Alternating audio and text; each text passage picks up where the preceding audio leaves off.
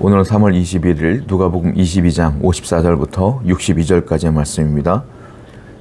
얼마 전까지만 해도 기세등등했던 베드로가, 신앙적으로 주님을 절대로 배반하지 않겠다는 베드로가 오늘 본문을 보게 되면 예수님을 배반하고 또 예수님 앞에 자신의 제자다운 삶을 보이지 못하는 모습이 아주 적나라하게 드러나는 것을 보게 됩니다. 베드로는 그렇게 기세등등했던 사람인데요, 오늘 본문을 보게 되면 굉장히 소심한 사람으로 바뀌어져 있음을 보게 됩니다. 54절 말씀 한번 읽어볼게요. 예수를 잡아 끌고 대제사장의 집으로 들어갈새 베드로가 멀찍이 따라가니라.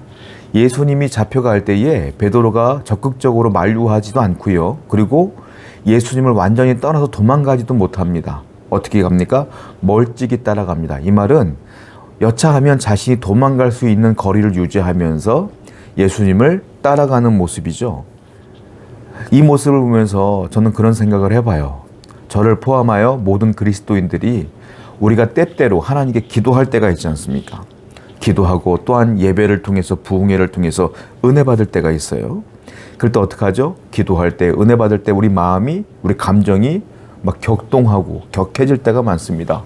그때는 어떻게 얘기합니까? 주님, 내가 평생 주님을 따르겠습니다. 주님, 내가 이 모든 것들을 주님께 드리겠나이다. 주여, 내가 주님 없이는 살 수 없습니다. 라고 수많은 아름다운 고백들을 하지 않습니까?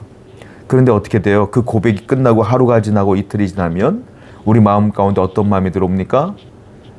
그렇게 격해졌던 그 마음들이 아주 그냥 차갑게 식어질 때가 많죠. 그리고 삶의 곤고함과 어려움이 올 때 어떻게 하죠?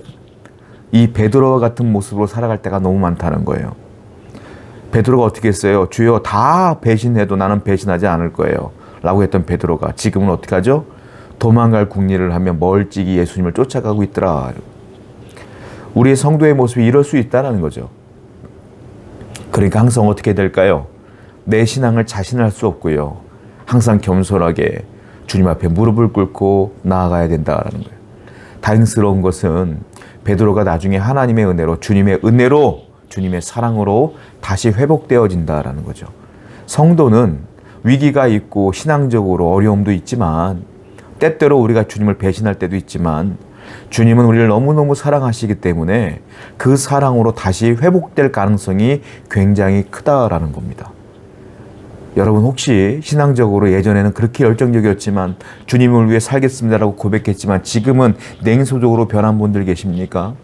주님 앞에 정말로 주님의 뜻대로 살지 못하고 내 마음대로 자행제자하며 주님과 멀어진 분들 계십니까?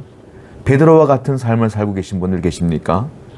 그런데 중요한 건 베드로는 주님의 사랑으로 회복되었다라는 거예요.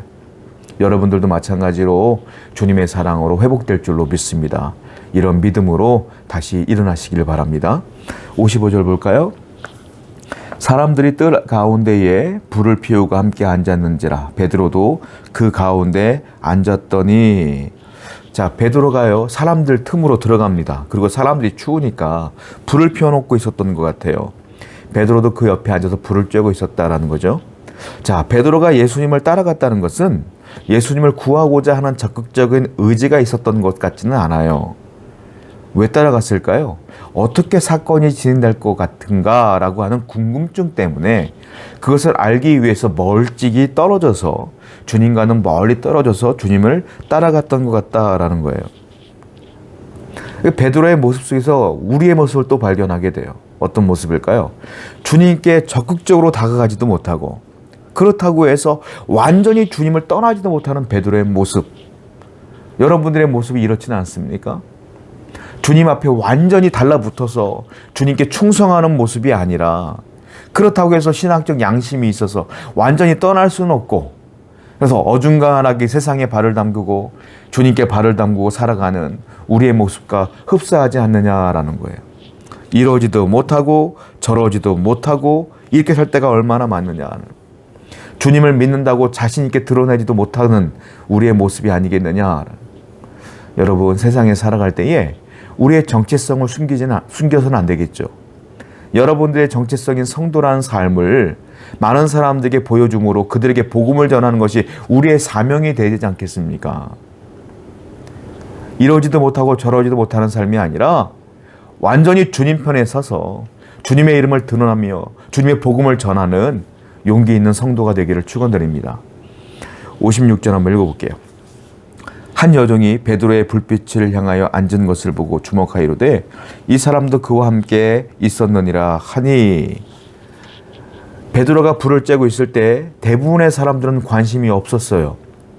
베드로가 어떤 사람이지. 그런데 그 가운데 날카로운 눈빛으로 베드로를 주목했던 한 사람이 있었다는 거예요.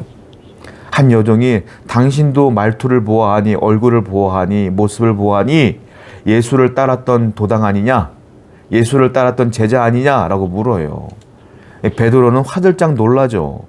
그리고 아니라고 부인하는 장면들이 이제 계속 나오게 되는 것이죠. 여러분, 여러분들이 거하고 있는 곳에는 하나의 공통점이 있어요. 무엇입니까? 반 그리스도 집단이라는 겁니다. 예수 그리스도를 믿는 집단은 어디예요? 교회예요, 교회. 우린 다 동일하게 예수를 믿는 사람들만 모여 있는 곳이에요. 그러나 여러분들이 다니고 있는 직장과 여러분들이 다니고 있는 어떤 공동체와 여러분들이 머물고 있는 가정과 여러분들이 사랑하는 친구들과 동료들, 그 가운데에 전부 다 그리스도인이라고 바라볼 수는 없다는 거죠. 대부분은 어디예요? 다 반그리스도인 집단들이 많다. 그 사실이 우리를 외롭게 할 때도 있고 슬프게 할 때도 있어요. 나의 이 마음이 성경적이고 내가 이런 행동들을 하는 것들이 성경적임에도 불구하고 그 사람들을 그걸 용납하지 아니하며 잘못됐다고 말할 때 우린 외롭고 슬플 때가 많다라는 거예요. 베드로가 지금 거하고 있는 곳은 베드로 외에는 다 반그리스도인들이었다는 거죠. 그러니까 베드로는 거기서 철저하게 외로운 자였고 철저하게 그들이 볼 땐 잘못된 자였다. 여러분들도 그럴 수 있다는 거죠. 그것 때문에 슬퍼하거나 낙심하지 말고 이렇게 생각했으면 좋겠어요. 아, 베드로 외에는 다 반그리스도인 것처럼 여러분 외에는 예수님을 알지 못하는 사람들이 많다면 여러분들이 제대로 된 길을 걷고 있구나라고 하는 증거로 삼았으면 좋겠다라는 거예요. 그들처럼 동화되는 것이 아니라 오직 내가 잘 가고 있으니 이 길을 끝까지 걸어가리라고 결심하는 여러분 되기를 축원드립니다. 57절부터 58절 읽어볼게요. 베드로가 부인하여 이르되 이 여자여 내가 그를 알지 못하노라 하노라. 조금 후에 다른 사람이 보고 이르되 너도 그 도당이라 하거늘 베드로가 이르되 이 사람아 나는 아니로다 하였다 그랬어요. 59절 한 시간쯤 있다가 또 한 사람이 장담하여 이르되 이는 갈릴리 사람이니 참으로 그와 함께 있었느니라. 자, 한 여자가 한 여종이 그렇게 지목했더니 그 뒤에 또 한 사람이 너 베드로인 것 같은데? 너 예수를 따랐던 사람 같은데? 라고 또 지목하고 베드로는 또 부인합니다. 한 시간쯤 있다가 또 다른 사람이 또 얘기하는 거예요. 똑같은 사람. 똑같은 질문을 계속하는 거예요. 베드로가 나중에는 어떻게 했습니까? 저주하며 아니다 라고 말했잖아요. 그때 어떤 일이 벌어질까요? 새벽닭이 60절을 보니까 새벽닭이 곧 울더라 이렇게 말하고 있습니다. 여러분, 저는 여기서 베드로의 초라한 모습을 봤어요. 베드로는 사람들이 볼 때 아무리 봐도 예수 믿는 제자 같은 거야. 그런데 베드로는 무서움이 있으니까, 두려움이 있으니까 어떻게 해요?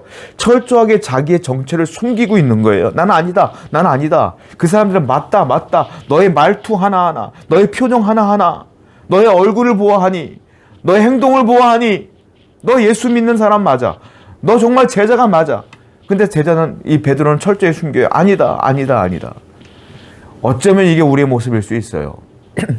여러분들은 잘 숨겼다고 생각하지만 세상 사람들이 볼 때는 말은 안 하지만 여러분들이 예수 믿는 성도라는 것쯤은 알 수 있다라는 거예요. 왜? 우리는 성도로서 말씀을 읽고 묵상하며 예배하는 사람이기 때문에 그 품위와 품격과 인격과 성도에 대한 삶의 모습이 나도 모르는 사이에 묻어나고 드러납니다. 그런데 우리는 세상 사람들과 동일하게 살기 위하여 내 자신의 정체성을 숨겨요. 그래서 사람들은 알아요. 툭툭 튀어나오는 말투 하나가 저 사람 교회 다니는 것 같은데 왜 자꾸 아니라고 할까? 하면서 여러분들을 우습게 여기지 않겠습니까? 왜 숨깁니까? 주님을 믿는 정체성을 왜 숨겨요? 그것이야말로 초라한 모습 아니겠어요? 여러분, 세상에서 예수 그리스도를 믿는 모습, 그 모습을 당당하게 드러내며 주의 복음을 위해 살아가는 여러분 되기를 축원드립니다. 우리의 정체성을 숨길 이유가 하나도 없죠. 주님을 드러내야 되는 것이 우리의 사명이지 않겠습니까? 자, 60절부터 62절입니다. 베드로가 이르되 이 사람아 나는 네가 하는 말을 알지 못하겠노라. 아직 말하고 있을 때 닭이 곧 울더라. 주께서 돌이켜 베드로를 보시니 베드로가 주의 말씀 곧 오늘 닭 울기 전에 네가 3번 나를 부인하리라 하심이 생각나서 밖에 나가서 심히 통곡하니라. 베드로가 부인하다 보니까 새벽닭에 우는 거예요. 그 새벽닭의 울음소리를 듣자마자 베드로는 소름이 끼칩니다. 주님이 분명히 너가 나를 부인할 거야 라고 얘기했거든요. 새벽닭이 울기 전에 부인할 거라고. 닭이 울기 전에 3번이나 부인하는 거야. 그것이 깨달아지는 순간 베드로는 소름이 끼쳐요. 그리고 어떻게 돼요? 자기 자신이 초라하게 느껴져. 그리고 그 당당했던 베드로가 얼마나 형편없는지를 자기가 깨닫게 돼. 자기 비하에 빠지게 되며 자기 환멸에 빠지게 되면서 자기가 할 수 있는 게 아무것도 없다 보니까 뭐합니까? 통곡하며 울어요. 때때로 우리가 이럴 때가 있어요, 여러분. 신앙생활 당당히 하다가 어느 순간 죄에 무너지고 어느 순간 죄에 무너지면서 내 자신을 되돌아볼 때 자기 환멸에 빠질 때가 있어요. 내가 이것밖에 안 되는구나. 내가 과연 예수를 믿는 사람일까? 내가 이렇게 죄 지으며 살아가면 내가 주님 앞에 떳떳이 설 수 있을까? 라고 자기 환멸에 빠지며 자기 비하에 빠지며 엉엉 울 수밖에 없는 우리의 모습을 발견할 수밖에 없죠. 그러나 감사한 게 있어요. 어떤 감사가 있습니까? 예수님은 이 사실을 모두 알고 있었다는 사실. 베드로가 부인할 것을. 그리고 주님은 이 베드로의 이 어려움을 당할 것을 뻔히 알았기 때문에 주님은 늘 베드로를 위해 기도했다는 것을. 그리고 우리가 알다시피 부활하신 주님께서 베드로를 직접 찾아가서 베드로를 회복시켰다는 사실을 우리는 알아야 된다는 겁니다. 여러분들이 자기 환멸에 빠지고 죄에 무너지는 여러분들의 모습 통해서 자기 비하에 빠지고 통곡할 수밖에 없을 때에 주님은 여러분들을 여전히 사랑하시며 여러분들을 위해 기도하시며 여러분들을 만지시며 회복하시기를 원한다는 거예요. 혹시 이 모습 가운데 무너져 있는 모습이 있다면 다시 주님의 사랑으로 일어나시기를 바랍니다. 지금도 주님이 여러분들을 위해 기도하고 있음을 기억하여 다시 털털 털어버리고 일어나서 다시 주 앞에 회개하며 다시 회복하며 다시 주님의 영광을 위해 살아가는 여러분 되기를 축원드립니다. 함께 기도하겠습니다. 베드로처럼 무너질 때가 많습니다. 베드로처럼 주님을 부인할 때가 많습니다. 베드로처럼 주님과 멀리 떨어져서 한쪽은 세상에 한쪽은 주님께 발을 담그고 살 때가 많습니다. 하나님, 이 모든 것들을 용서해 주시며 당당하게 우리의 정체성을 드러내며 주의 복음을 위해 살아가는 모든 성도가 될 수 있도록 인도하여 주옵소서. 예수님의 이름으로 기도드렸습니다. 아멘.